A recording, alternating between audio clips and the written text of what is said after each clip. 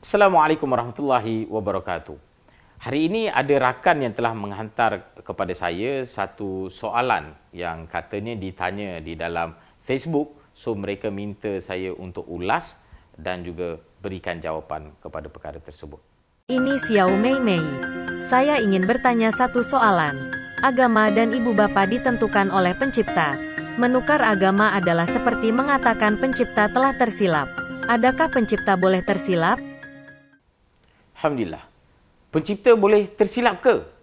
Mustahil pencipta boleh tersilap. So siapa yang tersilap? Kita ni manusia ataupun orang yang tanya ni mungkin dia tersilap faham. Okey. Dia kata di dalam soalannya dia tanya sebab seseorang itu agama dan ibu bapa itu adalah sesuatu yang telah Tuhan tentukan. Lebih kurang macam itulah soalan dia kan.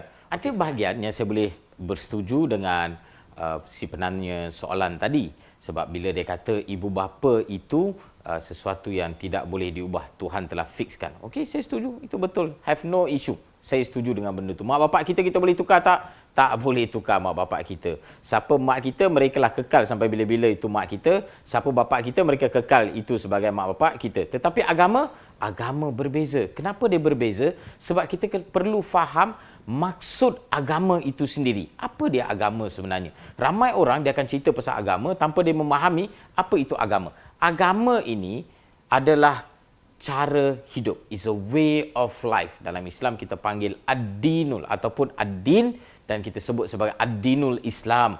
Cara hidup Islam.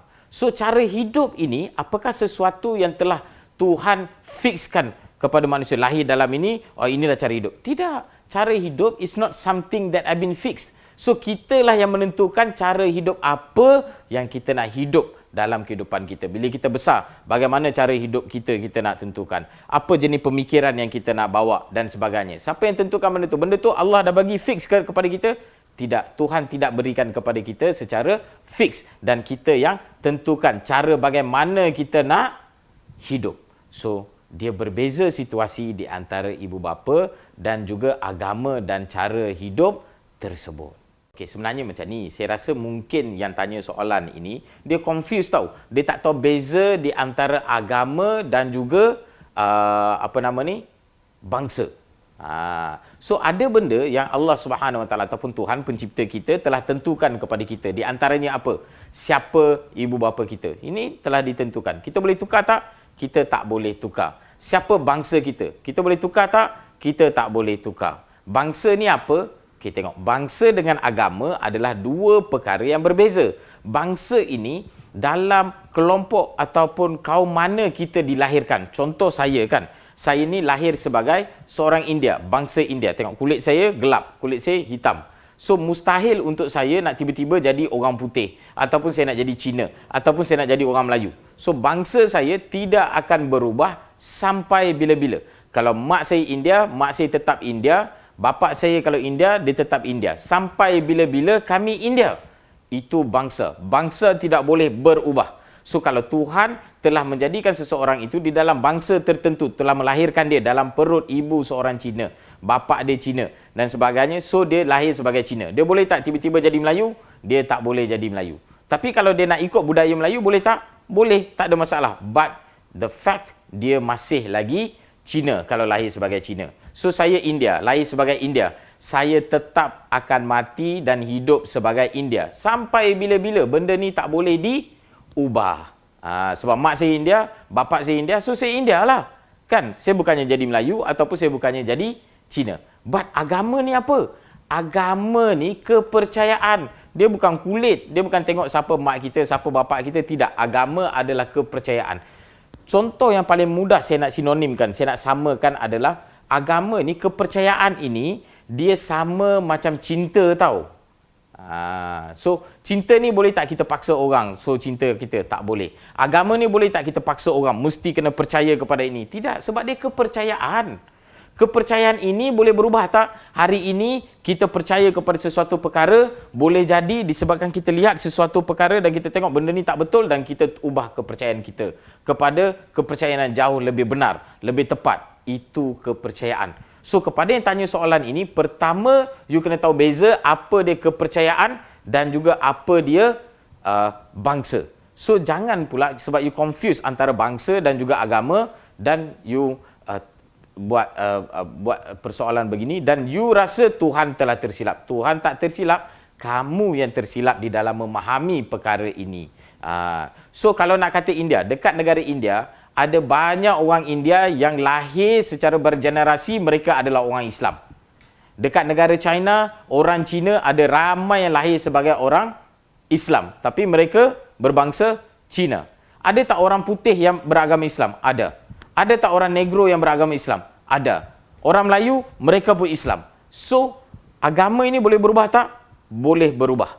Kepercayaan boleh berubah tak? Kepercayaan boleh berubah. Ada orang, memang mungkin dia lahir dalam sesuatu agama, mungkin dia Islam dan sebagainya. Ada juga orang, dia lahir sebagai Islam tapi dia tak percaya pada agama dia. Ramai orang yang kita lihat pada hari ini, dia jadi begitu. Sebab apa? Sebab kurang kefahaman di dalam agama. So, agama adalah satu perkara yang boleh berubah. Sebab dia apa? Dia adalah kepercayaan. Dia bukan sesuatu yang fix. Okey. Namun, mungkin kamu tanya, sebab apa? Sebab kita telah dilahirkan dalam sesuatu agama, maksud dia Tuhan nak kita kekal dalam agama itu. Betul ke pemikiran ni? Pemikiran ni tak betul. Kenapa saya kata tak betul? Sebab saya nak kongsi sedikitlah cerita. Bagaimana ketika saya lepas saya masuk Islam, saya cerita tentang Islam dekat abang saya. So abang saya seorang ni, dia yang paling last sekali masuk Islam dalam keluarga saya. So semua Alhamdulillah hari ini dalam keluarga saya, kami semua telah pun Islam. So abang saya yang seorang ini, sebelum dia masuk Islam tu, dia yang paling last masuk Islam. So di antara soalan yang dia tanya pada saya, dia kata, kalau Islam agama yang benar, kenapa Tuhan telah ciptakan kita dalam agama Hindu?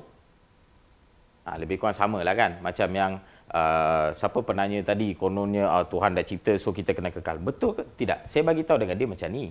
Tuhan juga telah menciptakan kita dalam keadaan tidak berpakaian. Dalam keadaan bogel. Apakah itu bermaksud Tuhan nak kita hidup selama-lamanya bogel? Tidak. So kita tahu apa yang penting untuk kita. Bila kita lahir sebagai bogel, kalau kita duduk di negara yang sejuk, kita cari pakaian yang tebal. Kalau duduk di negara panas, kita cari pakaian yang agak nipis, bersesuaian dengan kita punya keadaan dan sebagainya. Kita nak jaga, tutup kemaluan kita dan sebagainya. Kan, gunakan pakaian yang modest. So, takkan kita nak hujah, Tuhan telah lahirkan kita sebagai tanpa pakaian, so itu tandanya Tuhan nak kita hidup tanpa berpakaian. Come on. Dia satu argument yang tidak kuat pada saya. Yang kedua, masa kita lahir dulu, Tuhan telah lahirkan kita dalam keadaan kita tak tahu apa-apa.